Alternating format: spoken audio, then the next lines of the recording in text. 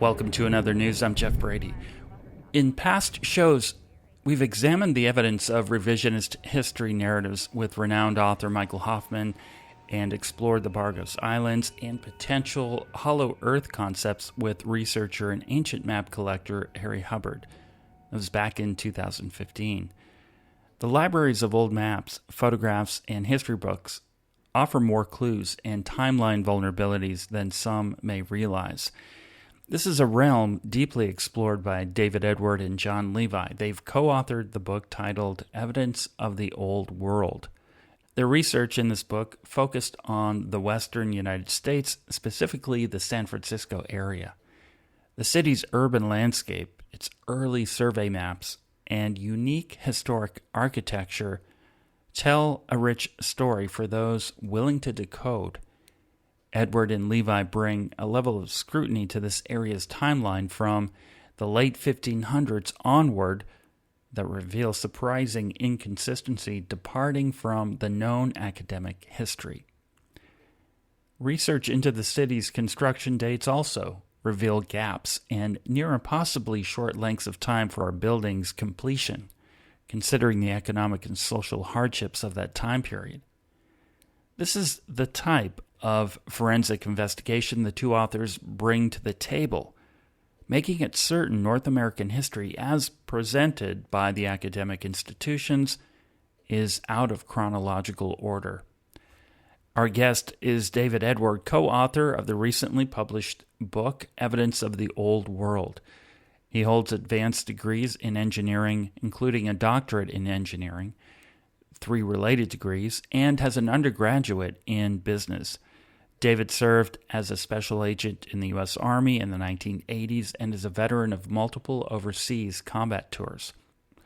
Edward is a graduate of the U.S. Army Intelligence School, where he studied advanced human intelligence and battlefield counterintelligence. He's the author of the book End of Reason and Unreasonable. David, welcome to Another News. Hi, Jeff. Thanks for having me. Well, it's great to have you on. Evidence of the Old World was a fascinating read and not what I expected. I thought you were going to dive into speculative Tartarian connections and etheric technology constructed within the old buildings, which is fine, but instead, your approach was primarily evidence-based. Would you please tell listeners what started you on the path to research this type of North American history dating back a few hundred years ago? Sure, and you mentioned it's not just my book. I wrote it with a guy named John Levi, and he's actually been doing this research for at least 5 years. He's got 5 years worth of YouTube videos out there. So the way I kind of explain it to people is John has kind of done the field work. He's done a lot of boots on the ground, and he spent literally 5 years documenting basically what we could call inconsistencies or contradictions within relatively recent history. It's not ancient history like when we talk about Atlantis or ancient Egypt or any of that stuff. There is a much more near-term or more recent flair to it. So I had been interested in Atlantis. I've written a book on Atlantis, and I came across John's videos, and they intrigued me. In fact, I thought he was onto something. So I reached out to him, and the way I kind of explained it is he's kind of like Socrates, which would make me Plato, I guess. So he's the one with the big ideas, and he's kind of trying to figure stuff out and all of that. And then my job is to try and figure out what he's found and document it, which is what we're doing in these books. And Evidence of the Old World is the first of, we have 6 books planned. We didn't want to jump right into the stuff that he talked about when you opened, just because that's like the end of the story. What we wanted to do was see if that's where the evidence led us. If we took a rigorous scientific approach to looking at history and analyzing it with fresh eyes, right? So we call out in the book that while we use what they call secondary sources to provide context, a secondary source would be like our book. Our book is a secondary source. We've gone out and we've looked at primary sources, so people that actually saw it, or the notes of and journals from real people that existed, or these actual buildings, and there's a lot of physical evidence left. Those are primary sources. And then books like ours are secondary sources. So what we decided to do is let's not try and figure out what the corporate media has said or the corporate academics. We can get into that. But we just went with fresh eyes. And we started with no assumptions. I guess our only assumption would be not to bring any assumptions in. And then we did the analysis ourselves, which is the book that you hold there. Yes, and that book title is Evidence of the Old World. And in it, you begin with the naming of San Francisco. What brought suspicion to the naming of this area? Well, maps, a lot of our research starts with maps. And the other part of our research obviously goes to text, books that as they call them. Now, when you enter a book, the author, the person who prepared the book, it knows where you're going to enter. You start at the beginning and you read through it in a linear fashion, and pretty soon you're at the end. So when it's written to introduce ideas and subjects in a linear order. The problem with a map is, depending on where you are, you can enter it from anywhere. So we just decided to pick, we wanted to go somewhere where there wasn't a lot of tangential existing history. So we were looking for one of the newer cities, the newer regions. California fit that bill. Theoretically, it was the city of San Francisco was only founded in like 1850. There's history before that, but it doesn't go back much more than about 75 years in the area with explorers and stuff. So we wanted to start somewhere. We were looking at these maps, and we realized we were looking at maps from the 1500s, but they show San Francisco on the western coast of the North American continent. And when we did the history, we're like, wait a second, that doesn't feel right. So that was where we entered. And then we pulled that one little tiny thread, and as you see, the whole story pretty much comes tumbling down by just pulling on that one little thread. Right. The official academic historic narrative of the founding of San Francisco had been dismantled here, which I've actually not seen anything like this in terms of research. And you do go to the East Coast as well and explore the Roanoke Island, and the title of that chapter is Mystery of Roanoke. And I think some listeners may be familiar with this unfortunate event. And for quick clarification, this is the island off the coast of present-day North Carolina. And I noticed also, going there on Google Maps, that there's an annual summer musical called The Lost Colony of Roanoke playing at that island's Performing Arts Center. In the late 1500s, John White led the expedition to Roanoke. You noted his cartography of the area. Please tell listeners more about the significance of your research here. Yeah, what we wanted to do, the earliest map we could find the labels S. Francisco or San Francisco on, we found both, was in the 1500s, the mid to late 1500s. Remember, Columbus sailed the ocean blue in 1492, so we're not that far removed from what we're told from a history standpoint of the discovery of the New World, in air quotes. So when we found that anomaly, we wanted to start looking around to see what was going on from a cartography standpoint in the Americas.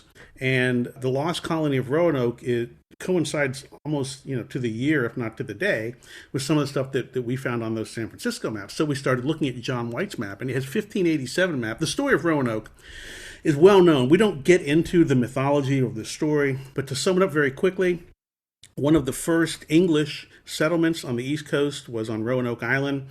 We're told they had a tough time. They either did or didn't get along with the natives that were there.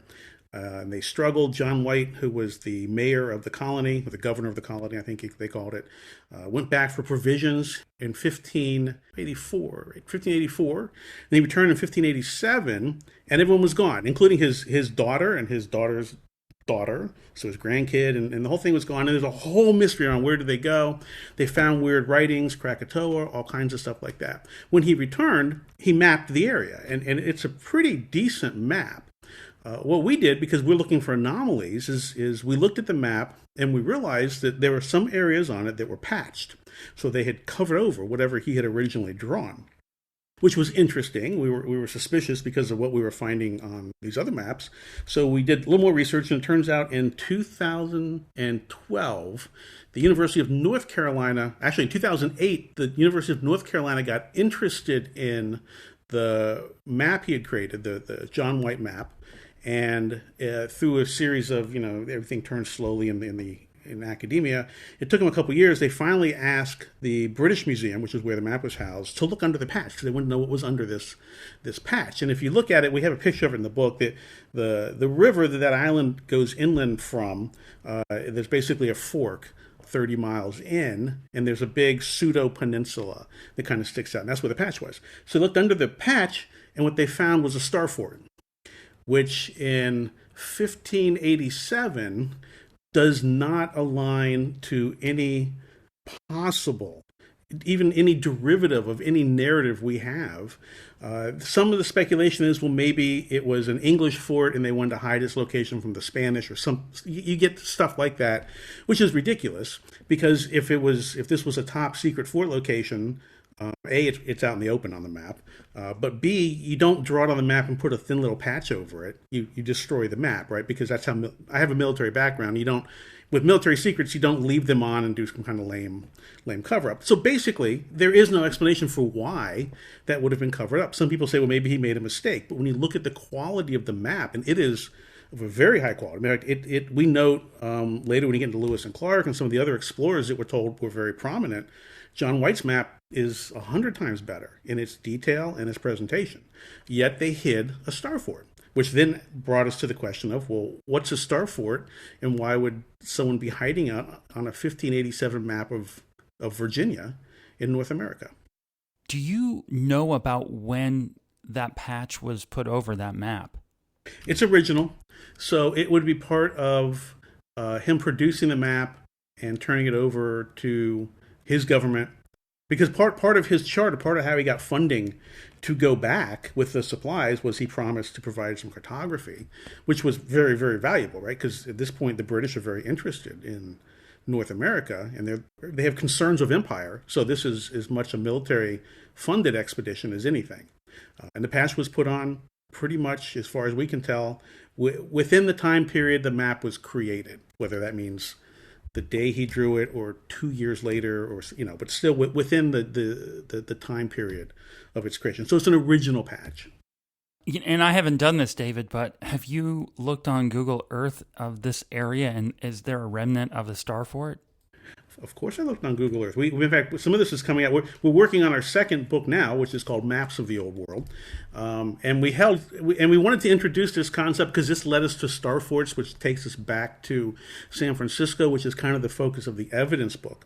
But when you go look now, it's wonderful what's there. If you watch any of John's videos, every now and then he'll rant on his hatred of golf courses, because he believes that between golf courses and parks, those are some of the tools and mechanisms that are used to obfuscate some of this history that we're trying to dig up. So sure enough, if you go look, anyone can do this, go find the John White map, see what's under the patch, find it on Google Earth. What's there today is a golf course. It's devastating.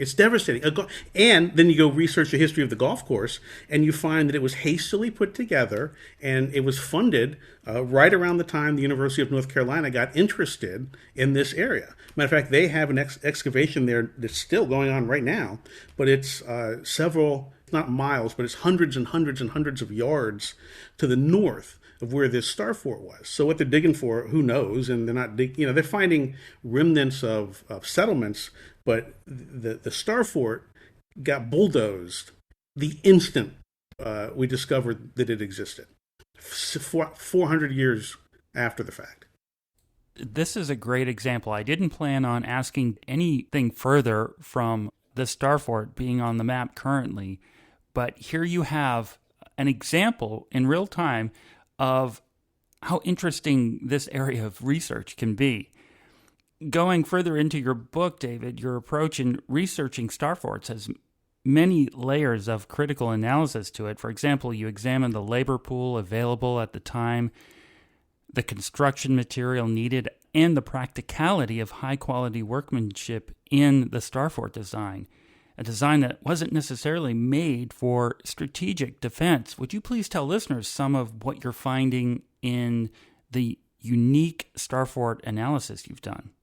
Sure. And Jeff, direct me back if I head off on a tangent. There's a lot to that question that I can unpack. The basic, so basically a star fort is an idea that has been around since, let's say, the Renaissance or the Middle Ages, and the current narrative tells us that they were an evolution of a defensive fortification strategy designed specifically to deal with the advent of cannons, which, at some point cannons were new, and they became very portable, and you get to Napoleon and the War of 1812, but even hundreds of years before that, there's the idea is that these star forts are the remnants of defenses that were built during the time when they were trying to figure out how to defend against cannons.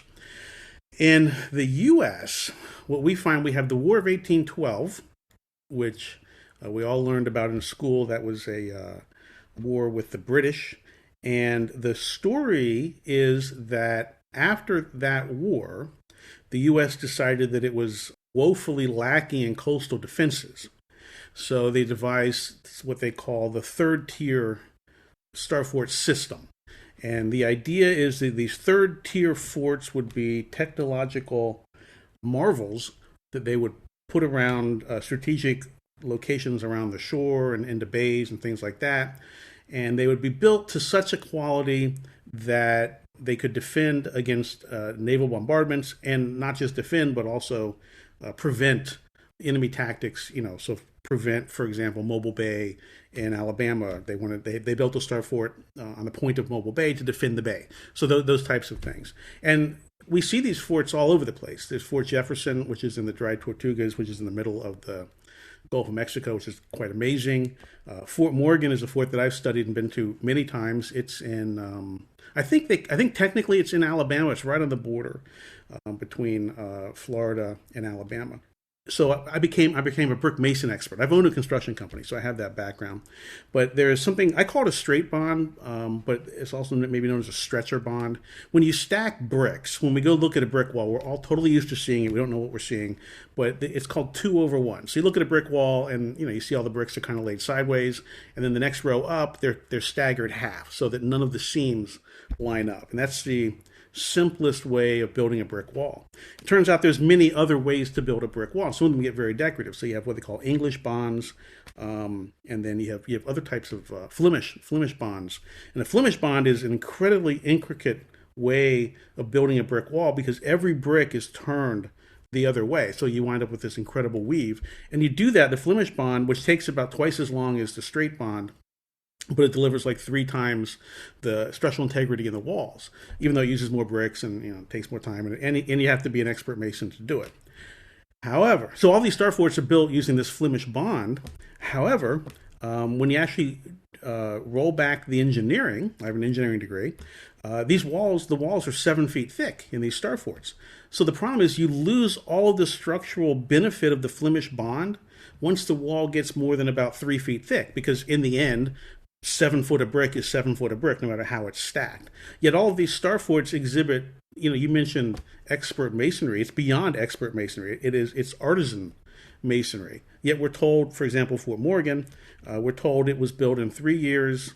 It is 36 million cubic yards of brick material, and it was built by 200 leased slaves that included women and children. It's impossible. It's absolutely impossible. On top of that, we did an analysis that I hadn't seen anyone do. It was very easy to do, which is how effective were these forts? So if the U.S. government put all these resources into it and all these incredible timelines, and they were built so quickly, and they have such high engineering qualities, did they work? And what you discover is no. By and large, the first time these forts see any kind of combat, they fall. Fort Morgan is my example, because that's the one I physically can go to. There's the great quote, damn torpedoes full speed ahead. That was a naval battle outside of Fort Morgan, and Fort Morgan fell every time it was attacked. It changed hands. The British had it.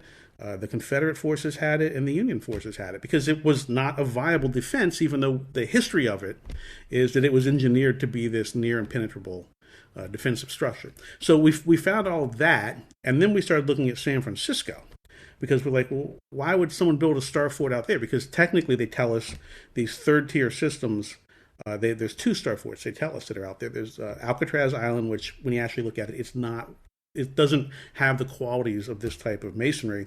And then you have Fort Point, which is what we decided to look at. And Fort Point is the only third-tier system that was built on the West Coast. It was built, we're told, in the 1850s.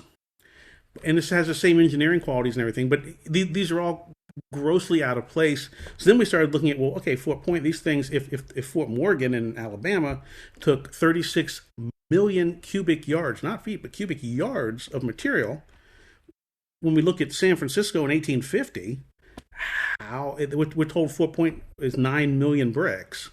And we're giving a construction period for it. We just started basically putting the project plans, and we did material acquisition, and we looked at the labor pool that will be required, and we just laid all that out. And then when you overlay that to the environment of San Francisco in the 1850s, I don't even think we reach a conclusion. We just present it, and it's so obvious to the reader that the conclusion is kind of foregone, which is to get to the end and be like, well, that's not right. That couldn't happen that way.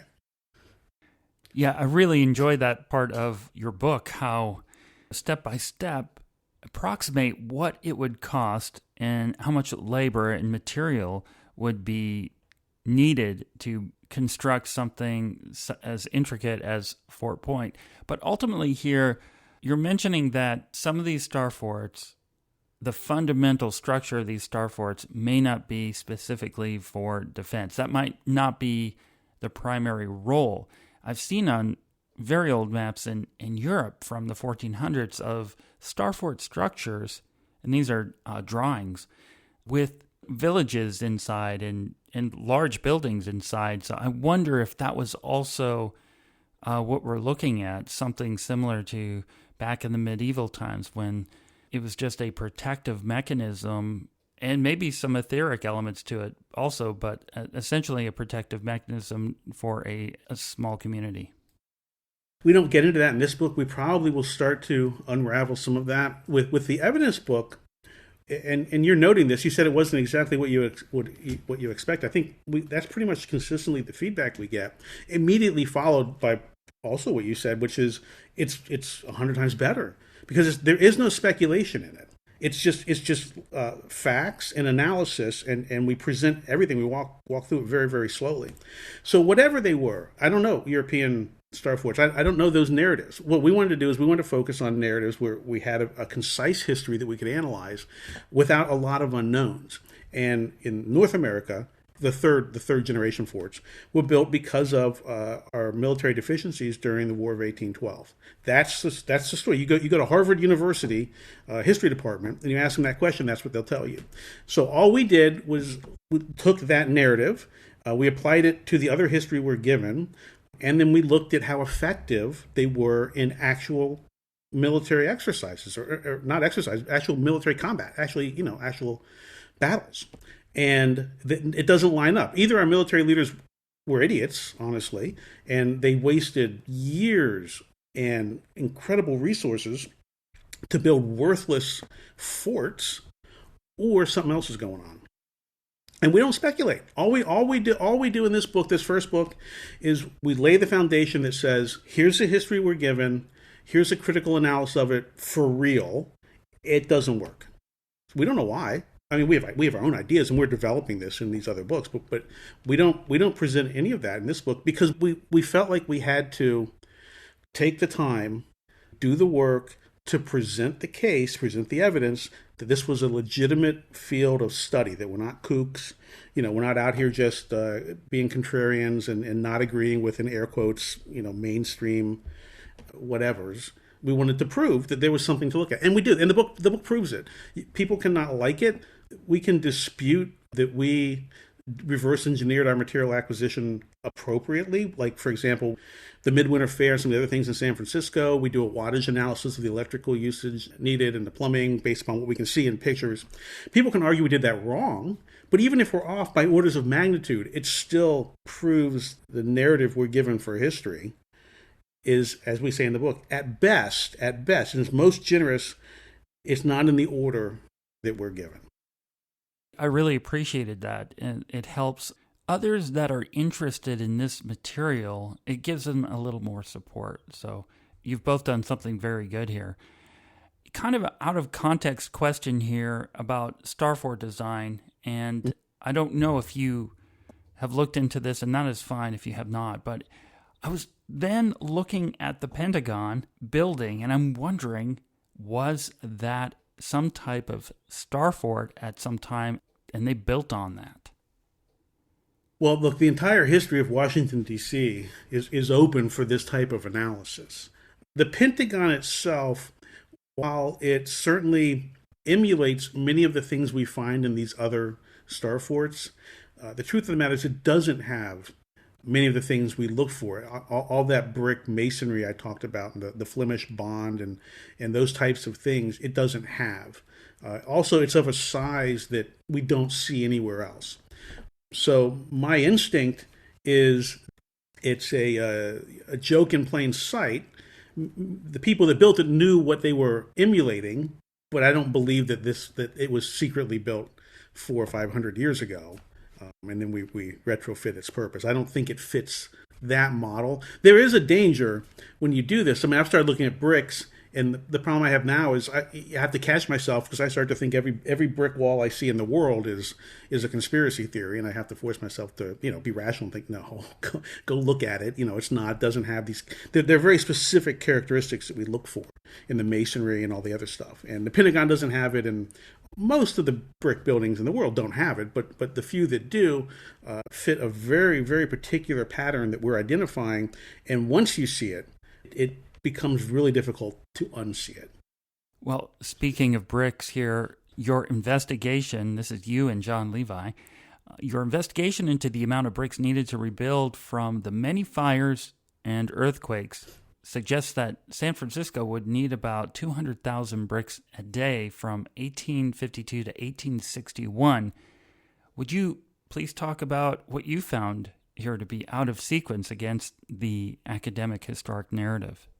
Well, the big thing with that is all of the brick-making companies that are historically captured in the various histories that we have start to show up in the late 1860s and early 1870s. So the infrastructure and capacity to create the number of bricks we see in buildings attributed to being built before 1862 or whatever, the capacity to build those doesn't show up for a decade or a decade and a half till after we see them used. So that right there is a problem. When you do hit the 1870s and 1880s, and we have historical records that purport to tell us about these companies and their brick production, they were producing about twice that as San Francisco continued to build into the latter half of the 1800s and into the early 1900s. So our number of 200,000 is half of what the historical record said they were using 20 years later. The problem is, what we did is we cataloged all the buildings, including Fort Point, and we cataloged the environment, which we can talk about here in a second. And what we don't find in any historical record is the ability to actually produce these bricks. So then we said, okay, well, let's pretend like they did produce them. What do those logistics look like? So we started to look at the clay, how you get clay, what you use for mortar, what the different logistics are of farming the clay, transporting the clay, the weight of it, what the tonnage capacity was of a horse and cart, which is what we're dealing with, which is about a ton, or I think 1 or 2 tons, something like that.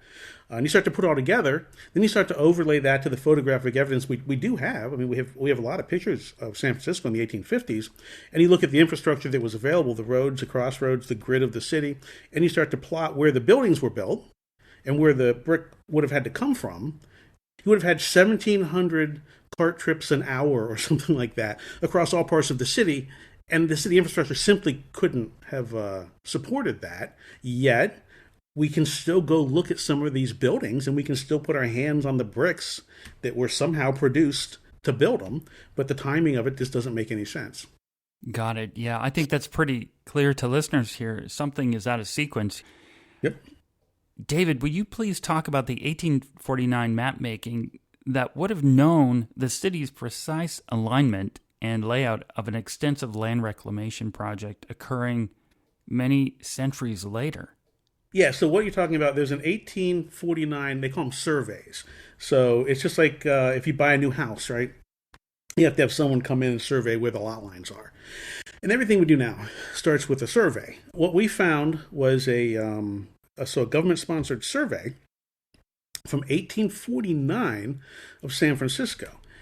And this survey itself presents all kinds of problems, but it's absolutely a real survey. We found copies of it in newspaper articles and all over the place, and we put an image of it in the book. And what we find in the survey is that in relatively short order, in something like 2 or 3 months, someone was able to go in 1849. This is before the city boomed. The gold had just been discovered weeks, if not months, before the survey started. They basically, to a degree that today is still within inches of where streets and buildings are, they mapped out the entire southern segment of San Francisco along Market Street, both sides, into a grid, with, like I said, within inches, and they managed to map land that was hundreds of feet underwater, but today is above water because of reclamation projects, as you mentioned, and has buildings on it and streets. Matter of fact, they have whole streets running under the water with the same name that it still has today.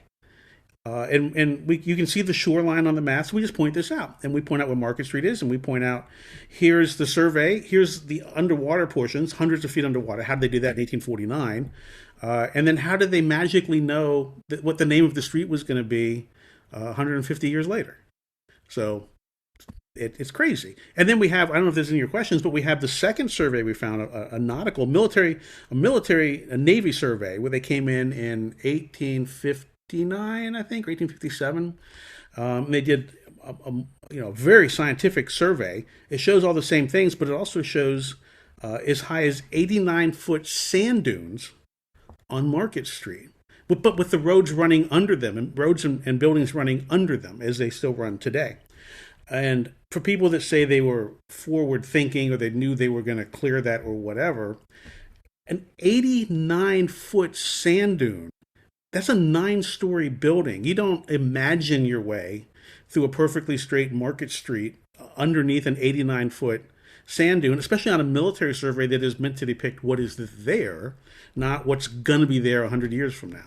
So so none of it makes any sense. So it's all pointing to the fact that the sequence we're given is not in the order that it happened.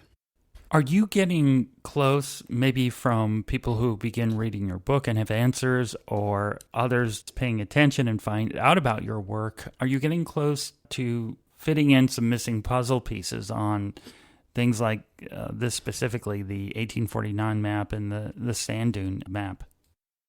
I would say yes. We're certainly not. So our plan, we're going to go through each of the pieces, and we're being very methodical because, as I mentioned, John's been doing this in these videos for 5 years. He's proven the case. You have to watch 5 years of videos, or to kind of get it. So we want to streamline it, but we also do want to be methodical, because when we do start to propose solutions and motivations, we know we'll be attacked. I mean, we're already attacked for this book. If you go read, there's some very negative things that get said, which is amazing to me. But so we want it to stand on a strong foundation where we can say things like, okay, well, hold on. If you don't agree with that, let's unravel these 92 things we found that prove and get us to this point. The other thing we're doing, we've got a website called oldworld.cloud. I encourage people to go there. It's completely free. And the community of people have been uploading all these images. So we have tens of thousands of images of the old world that we're even still going through. So we have a central repository where we're trying to collect these things. What I think we're doing, and what I think our ultimate contribution is going to be, is we are looking through the fringe of these historical documents like this. We're finding the contradictions and inconsistencies. And I think when we're done, what we're going to do is we're going to have a catalog of all the information that we're missing, along with some assumptions around why we're missing it. And I think when anyone sees that, and they understand the baseline that what we're looking at is real, we're not kooks, we're not just making stuff up, I think there will be an answer. But some of that work is still in front of us. So we have our own ideas and suspicions, but we're going to wait till we have that index laid out there. And then I think what we propose will make a lot more sense. David, could you give that site out one more time, please? It's oldworld.cloud. David, your investigation has shown that under proper scrutiny, a single photograph or map or building can be a catalyst to reevaluating the official historic narrative. Would you please talk about the 1856 photograph of San Francisco showing a rather desolate foreground of the city area and a completed Fort Point in the distance? Yeah, this was a fun one. We've got lots of photographs like this. Easy is not the right word, but once you understand what the timeline is supposed to be, looking at these pictures, you find anomalies all over the place. We found one. Yeah, so the construction of Fort Point was all through the 1850s, and it's supposed to complete in like 1862 or 1863, where it becomes a military fort. During that time, we're told 9 million bricks. They're importing Chinese granite. There's massive labor. They have to flatten the point that it's on. They lay all the granite down, concrete work, all kinds of works going on. We found a picture from 1856, so this is when they should have just been finishing the foundation and starting to stage the materials to build the fort. Instead, what we see on Fort Point is a completed structure. And what's interesting, and I didn't put this in the book, or maybe I did put this in the book, but it's kind of the thing I harp on, is there is no activity around it whatsoever. There are no boats providing, any kind of, there's no cranes, there's no people, there's no roads. And the thing I point out is there's no flag. So when a fort becomes a military fort, one of the things that militaries do, especially in 1856, is you put your flag on it. So none of that is there. And as you mentioned, the foreground is baffling because we have things like this survey. From this 1849 survey, we have all kinds of pictures of San Francisco in the 1850s, we're told. Yet this particular one shows a completed Fort Point. Foreground is nothing but sand dunes. So again, completely out of place, right? If the picture was misdated, we would expect to see Fort Point, and then we would expect to see the other structures that the historical narrative and other photos tell us were there. Instead, we don't see that. We see rolling sand dunes and just a few sparse buildings. And then in the very distance, we see a completed Fort Point with absolutely no activity around it whatsoever. So we get lots of, I don't know why, for some reason, anger is an emotion that gets invoked. So the counter argument is there were so many boats going back and forth to San Francisco that used granite and bricks and other things as ballast, which means they put it in the bottom of the boat to keep it from tipping over. That there was just so many of those that they didn't have to make any of the bricks. They just took all those out of the boats, although why would they take those out and if they're ballasts? And they used those. So let's look at it. So how many ships are we talking about? And then we do the math in the book. So what tonnage and class of ship would have this many bricks in it, for ballast that would then be removed and used to build things? Because this is 70 years before the Panama Canal, 60 years before the Panama Canal. So what, they're all coming around Cape Horn and they're weathering the storm with the ballast, and then they're giving up their ballast rocks. The other thing that we'll tend to get is someone will just do a very cursory Google search, and they'll find a picture, and they think shows something, and they'll send it, see, there's scaffolding, so you're wrong. And so they're very lightweight. They don't go deep. One of the things we did with this book is made of gold. It's the heaviest book you're ever going to carry because we've gotten in front of, I believe, all of those. So please take the chapter where we outline the tonnage and the amount of Chinese granite and the brick and the acquisition, logistics of moving the weights around and the locations of things, and ask them if ballasts affect the story at all. This is part of the learning experience and unlearning experience, and looking at books that are in special collections that may not be accurate, and whether that's intentional or not, it's something to just bear in mind. Well, first off, it's a secondary source, and we're a secondary source. So everything, even our book, is people interpreting something else. There's a lot of coordinated history going on. Getting frustrated or angry, I totally understand. and I'm sympathetic to that being the first emotion, but kind of push through that because think of all the things we can learn. Is I think the right way to look at this, and then ask yourself, well, look when the book came out, because the closer in time the book is to these events, the more interesting the book might be. The farther away it is, the more it could be a redoing of the history. And then the second thing is accept that maybe the book is correct, but it's just in the wrong. It doesn't know the sequence of things, which is all we propose to this. We don't claim San Francisco's not there, or it was something else, or aliens built, or any of that. We just think the sequence is wrong. So it could be the book is very accurate, but its dates are wrong, and it's not the fault of the author of the book, because they were probably relying on the authors before them and before them. But somewhere in here, for some reason, things got out of whack. We're not even proposing we know why yet. Although by the time we're done with this, we're going to at least present what we think plausible reasons for why are. What I do like is how you have explained something called a distraction ploy, but it's a methodical distraction ploy, which means it likely wasn't an accident, that it took a lot of time and consideration to set up, specifically around the building and rebuilding of San Francisco.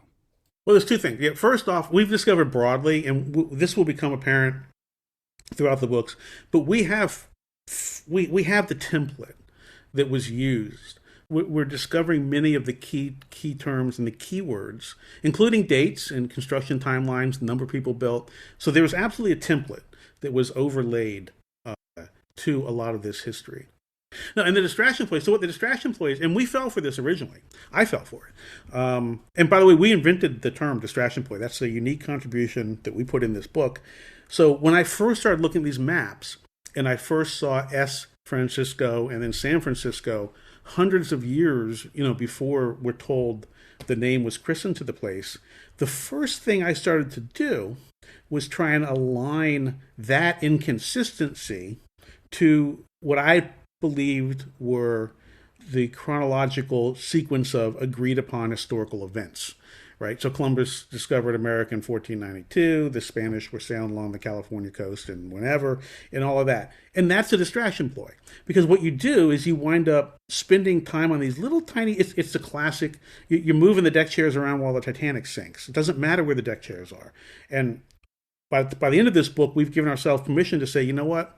We're going to find all this stuff and we're going to analyze it ourselves, and we're not going to worry about as much the order that we're told it happened in. If we're told it happened in 1642 versus 1442 or 1942 or whatever, we're not going to worry about that as much to get started, because it's all distractions. You wind up in rabbit holes, and you feel very proud of yourself because you're able to move three pieces around. It looks like it lines up, and now you've kind of conformed to the broader historical narrative. So what we say is be careful of stuff like that. Even what we just talked about, the ballast, using bricks as ballast in boats. Well, that's a distraction ploy, because they actually did, but it's irrelevant. But we could spend all of our time analyzing that and arguing about it, but doesn't change the overall problem we're up against, which is that in the end, not much of the sequence of events we have for North American history is wrong. And this is toward the end of the book here, David. You have chapters addressing the world's fairs in the 1800s. For example, the Crystal Palace, 1851 in London, the Exposition Universelle, 1867, Paris, Centennial Exposition, 1876, Philadelphia, the Chicago World's Fair, 1893, the location for the first Ferris wheel, the California Midwinter International Exposition in San Francisco, 1894. Why are the World's Fairs an important focal point to enrich our understanding of the historic narrative? Well, the World's Fairs represent something that's really interesting, and I think even I don't fully understand yet. Generally speaking, it seems like these fairs show up and produce architecture that is inconsistent with the region the fair is held in, but then elements of the architecture remain, but it provides a narrative, maybe a distraction ploy, that is meant to explain away all possible anomalies of a region. So, for example, if we were to go look at Chicago, that's the one you mentioned, 1893. There's the Centennial in 1876 in Philadelphia, and there's a slew of these things. Because the fair is a stake in the ground in the chronology of the local history, any anomaly that you find that you can still go look at, buildings, streets, layouts, whatever, can simply be attributed to the fair. But they all contain dodgy narratives, just like we went over with Fort Point and with the Star Forts and all those things. So since the book pretty much centers on San Francisco, we had lots of other places because we try and provide context. There was a fair in San Francisco. I didn't even know about this until we wrote the book. John had to tell me about it. It was in 1894, which is a year after the Chicago Fair, and it was called the San Francisco Midwinter Fair. And just like San Francisco itself, it provided an opportunity because it's not a very well studied fair compared to all these other ones, and it has such a ridiculous narrative that it was easier to analyze and critique the narrative. The narrative of this fair basically is that in the summer of 1893, like August, something like that, some guy that owned the newspaper in San Francisco had been to the Chicago Fair and just thought it was the bee's knees and the greatest thing ever. And it was imperative, and the only way San Francisco could survive and turn into a cosmopolitan city would be to host its own fair, which they coordinated. They called it the Midwinter Fair, and it was held from January to May 1894. So, okay, fine. We all accept that. You can go read that story anywhere. So we started saying, well, wait, hold on. Okay. August 93, September 94, it's only like 4 months. It turns out it's like 151 days or something like that is the time. And we have pictures where they claim that they have the kickoff event and then they immediately start clearing and scraping and grading the land, and they build all these things.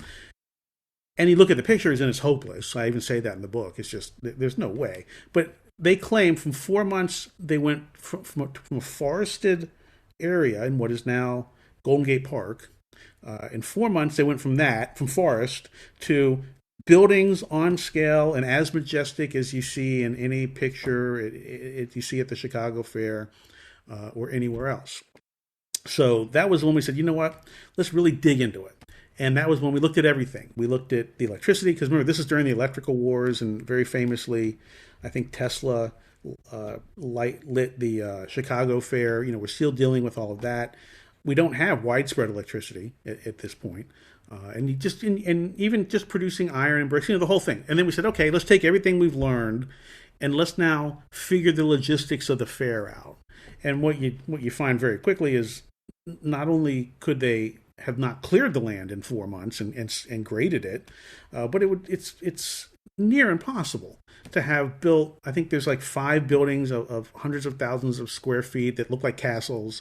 They have electricity. They built an Eiffel Tower. This is before Eiffel Tower was 1888. So but they built a 1/3 replica of what was to be the Eiffel Tower, which is all lit up with electricity and light bulbs, and everything is lit. The mechanics building has electricity everywhere. So we just said, well, okay, well, how would you power that? Well, it's coal. Okay, well, so how many light bulbs did you need? How much wiring did you need? Because the other thing that's interesting is all the electricity in the main thoroughfare of the fair, it's all underground.